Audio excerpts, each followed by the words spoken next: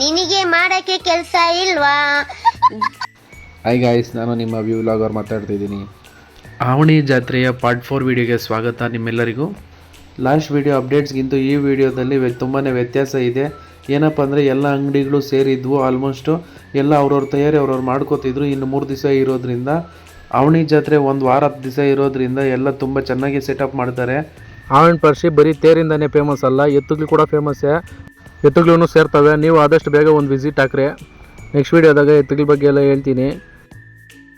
ಏನಪ್ಪ ಬೇಕ್ರಿ ಕಡೆ ಬಂದಂದರೆ, ಇವತ್ತು ನಮ್ಮ ಅಣ್ಣದು ಹ್ಯಾಪಿ ಬರ್ಡೇ ಇತ್ತು. ಬರೀ ನಮ್ಮ ಅಣ್ಣಗೆ ಕೇಕ್ ಕಟ್ ಮಾಡ್ಸೋಣ. ಬೆಳಗಿಂದ ಬಿಡುವು ಇಲ್ದಿರ ಪಾರ್ಟಿಗೆ ಮಾಡಿದ್ದು, ಕೇಕ್ ಕಟ್ ಮಾಡಿದ್ದು. ಇವಾಗ ಬಂದವನೇ. ನೀನು 100 ವರ್ಷ ಸುಖವಾಗಿ ಬಾಳು ಹಾಡುಗಳಾಡಿ ಕೇಕ್ ಕಟ್ ಮಾಡಿಸಿ ಹ್ಯಾಪಿ ಬರ್ಡೇನ ಸೆಲೆಬ್ರೇಟ್ ಮಾಡಿದ್ರೆ. ನೀವು ಕಮೆಂಟ್ ಮೂಲಕ ಹ್ಯಾಪಿ ಬರ್ಡೇ ತಿಳಿಸಿ. ಬರ್ತ್ಡೇ ಪಾರ್ಟಿ ಕೊಡಿಸ್ತೀನಿ ಅಂದ್ಬಿಟ್ಟು ಕರ್ಕೊಂಡು ಹೋದ್ನು ಎಲ್ಲರನ್ನೂ ಅಂದ್ಬಾರ್ದು ತಿನ್ನೋದಕ್ಕೆ. ಚೆನ್ನಾಗಿರೋ ಮಟನ್ನ ನೋಡ್ಬಿಟ್ಟು 2 kg ವಹಿಸ್ಕೊಂಡ್ರು, ಅಲ್ಲೇ ಮಾಡಿಸಿ ತಿನ್ನೋಣ ಅಂತ. ಈ ಆವಣ್ ಫಸ್ಟ್ ಸೀಸನ್ ಸ್ಟಾರ್ಟ್ ಆಗಿಬಿಟ್ರೆ ನಮ್ಗಂತೂ ಬರೀ ಖುಷಿ. ಡೈಲಿ ಬರ್ತೀರಿ ಆವಣ್ಗೆ.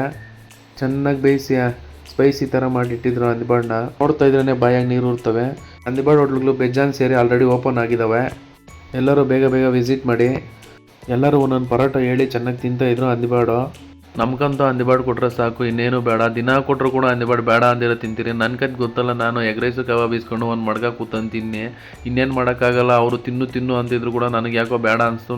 ಎಲ್ಲ ಸೆಲೆಬ್ರೇಷನು ಪಾರ್ಟಿ ಎಲ್ಲ ಮುಗಿಸ್ಕೊಂಡು ನಾವು ಮನೆ ಕಡೆ ಹೊರಟ್ರಿ. ನಮ್ಮ ಇನ್ಸ್ಟಾ ಐಡಿನ ಫಾಲೋ ಮಾಡ್ಕೊಳ್ಳಿ.